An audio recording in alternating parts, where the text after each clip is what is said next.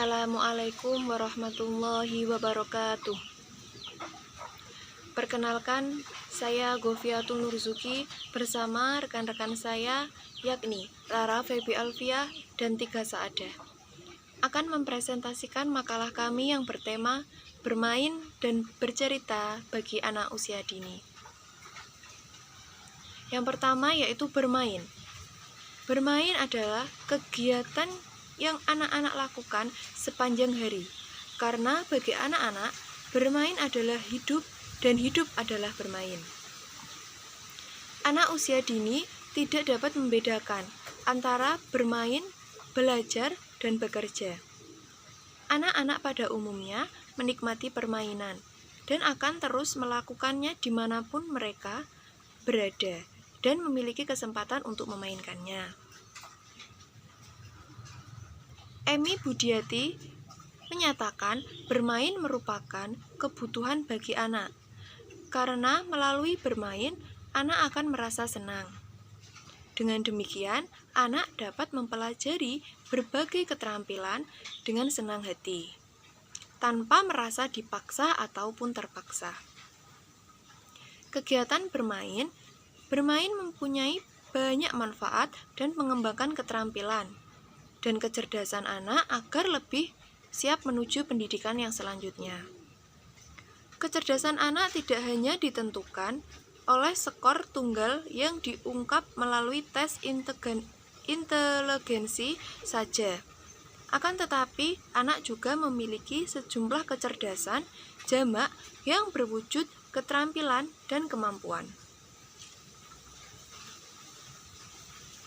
Contohnya, ketika menolong teman, tidak saling merebut dan bertengkar, kesediaan berbagi, dan kedisiplinan, berani mengambil keputusan dan bertanggung jawab.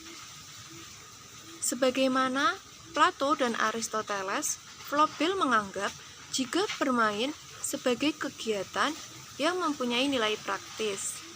Artinya, bermain sebagai media untuk mendapatkan keterampilan dan kemampuan tertentu pada anak. Bermain juga berfungsi sebagai sarana refreshing untuk memulihkan tenaga seseorang setelah lelah bekerja dan dihinggapi rasa jenuh. Tujuan bermain. Pada dasarnya, tujuan bermain yakni memelihara perkembangan dan pertumbuhan optimal anak usia dini melalui bermain yang kreatif, interaktif, dan integrasi dengan lingkungan bermain anak. Beberapa tujuan dari bermain dan permainan anak adalah sebagai berikut. Yang pertama, menanamkan kebiasaan disiplin dan tanggung jawab di dalam kehidupan sehari-hari. Yang kedua, melatih sikap ramah dan suka bekerja sama dengan teman, menunjukkan kepedulian. Yang ketiga, menanamkan budi pekerti yang baik. Yang keempat, melatih anak untuk berani dan menantang, ingin mempunyai rasa ingin tahu yang besar. Yang kelima, melatih anak untuk menyayangi dan mencintai lingkungan dan ciptaan Tuhan. Yang keenam, melatih anak untuk mencari berbagai konsep moral yang mendasar, seperti salah, benar, jujur, dan adil. Fungsi dari bermain. Yang pertama, berfungsi untuk mencerdaskan otot pikiran. Yang kedua, berfungsi untuk mengasah panca indera. Yang ketiga, berfungsi sebagai media terapi. Yang keempat, berfungsi untuk memacu kreativitas. Yang kelima, berfungsi untuk melatih intelektual. Yang keenam, berfungsi untuk menemukan sesuatu yang baru. Yang ketujuh, berfungsi untuk melatih empati. Kita lanjutkan perkembangan fase bermain. Beberapa hal untuk mengetahui tentang proses perkembangan anak adalah proses pertumbuhan dan perkembangan anak berlangsung secara teratur, saling terkait, dan berkesinambungan. Dalam bermain, anak belajar untuk berinteraksi dengan lingkungan dan orang yang ada di sekitarnya. dari interaksi dengan lingkungan dan orang di sekitarnya, maka kemampuan untuk bersosialisasi anak pun akan semakin bertambah dan berkembang. Pada usia 2 hingga 5 tahun, anak memiliki perkembangan bermain dengan teman bermainnya. Berikut ini ada 6 tahapan perkembangan bermain pada anak. Yang A yaitu eunokopit atau tidak menetap. Anak hanya melihat anak yang lain lagi bermain, akan tetapi anak tidak ikut bermain. Yang B yaitu onlooker atau penonton. Pada tahap ini, anak belum mau terlibat untuk bermain, akan tetapi anak sudah memulai untuk mendekat dan bertanya pada teman yang sudah bermain. Yang C yaitu solitary independent play atau bermain sendiri. Tahap ini anak sudah mulai untuk bermain, akan tetapi seorang anak bermain sendiri dengan mainannya. Terkadang anak berbicara dengan temannya yang sedang bermain tetapi tidak terlibat dengan permainan yang lain. Yang D yaitu parallel activity atau kegiatan paralel. Anak sudah mulai bermain dengan anak yang lain, tetapi belum terjadi interaksi dengan anak yang lainnya, dan anak cenderung menggunakan alat yang ada di sekelilingnya. Yang E yaitu associative play atau bermain dengan teman.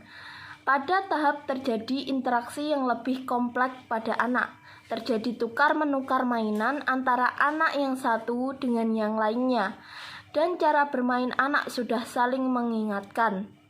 Yang F yaitu cooperative or organized supplementary play atau kerjasama dalam bermain. Saat anak bermain bersama dan lebih terorganisir dan masing-masing menjalankan sesuai dengan job yang sudah mereka dapat, yang saling mempengaruhi satu sama yang lain, anak bekerja sama dengan anak yang lainnya untuk membangun sesuatu terjadi persaingan membentuk permainan drama dan biasanya terpengaruh oleh anak yang memimpin permainan. Kita lanjutkan yang karakteristik bermain edukatif. Pertumbuhan dan perkembangan anak ditentukan oleh faktor bawaan dan faktor lingkungan. Faktor bawaan adalah sifat yang diturunkan oleh kedua orang tuanya. Adapun faktor lingkungan yaitu pengaruh luar yang mempengaruhi pertumbuhan dan perkembangan pada seorang anak. Misalnya kesehatan, gizi, pola asuh pendidikan, dan yang lainnya. Hasil penelitian mengemukakan bahwa pertumbuhan sel jaringan otak pada anak usia 0-4 tahun mencapai 50% hingga 8 tahun mencapai 80%. Maka banyak para ahli yang mengemukakan dan menyambut periode perkembangan kanak-kanak sebagai periode emas karena hanya ada satu ahli pada kehidupan manusia.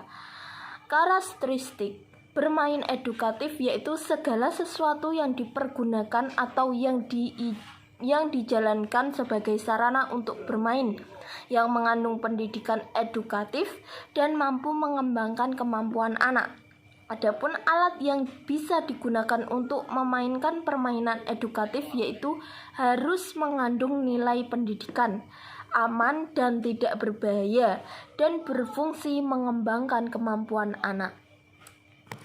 Saya, Rara Febi Alfiah, akan meneruskan presentasi dari Mbak Tika Saada. Pengertian metode bercerita. Metode bercerita adalah penyampaian atau penyajian materi pembelajaran secara lisan dalam bentuk cerita dari guru kepada anak didik.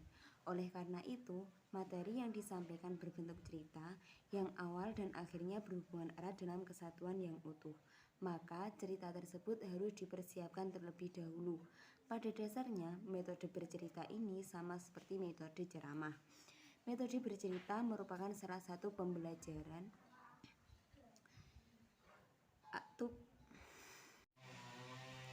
dunia kehidupan anak itu dapat berkaitan dengan lingkungan keluarga, sekolah, dan luar sekolah.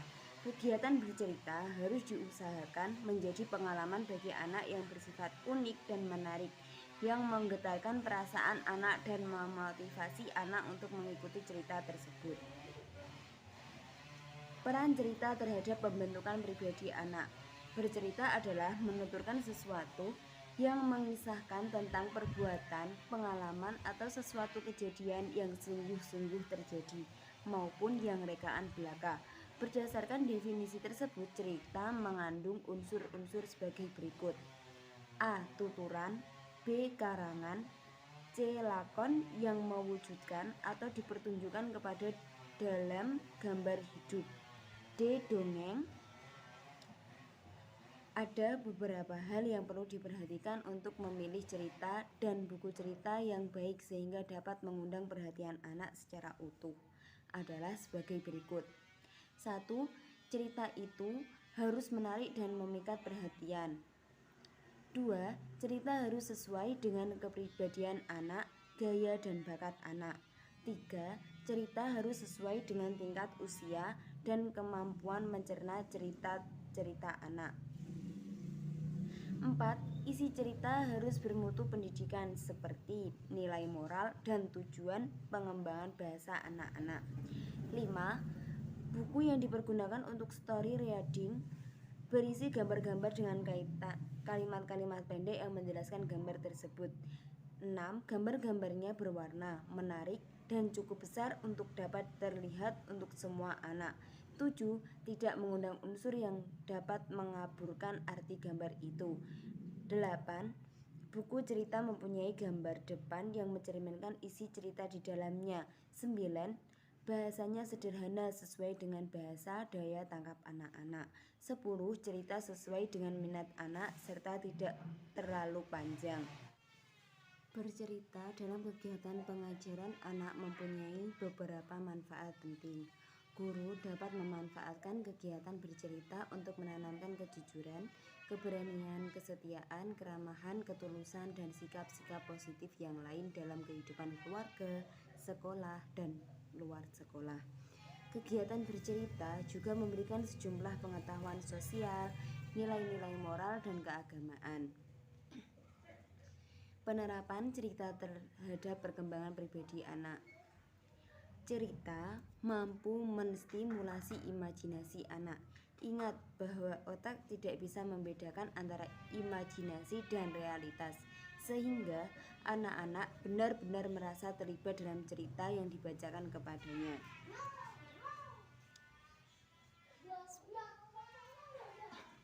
Posisi strategi cerita sebagai media pembelajaran anak ini semakin strategi mengingat bahwa semua anak senang dengan cerita, sebagaimana mereka senang dengan musik dan bermain.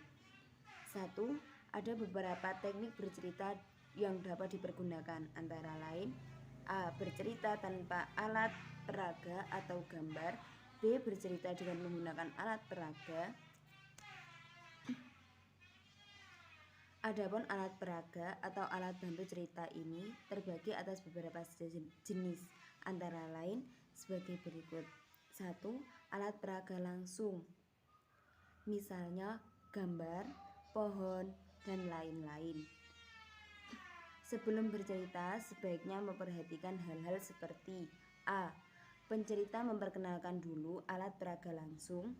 B. Membantu memusatkan perhatian anak atau memperoleh kesan anak. C. Pergunakan pada waktu yang tepat. D. Anak dapat menikmati alat peraganya. 2. Alat peraga tidak langsung. Bercerita dengan menggunakan alat tidak langsung adalah bentuk cerita yang mempergunakan alat bantu tiruan atau gambar-gambar. Alat tidak langsung terbagi atas beberapa jenis, yaitu benda tiruan, gambar-gambar terbagi atas gambar tunggal, dan gambar seni. Papan planel. 3. Membacakan buku cerita atau story reading. Membaca buku cerita adalah bentuk cerita dengan cara guru membacakan buku cerita. Tujuannya memupuk anak cinta pada buku yang dapat berkembang ke arah minat anak terdapat tulisan dan membantu kematangan untuk belajar membaca.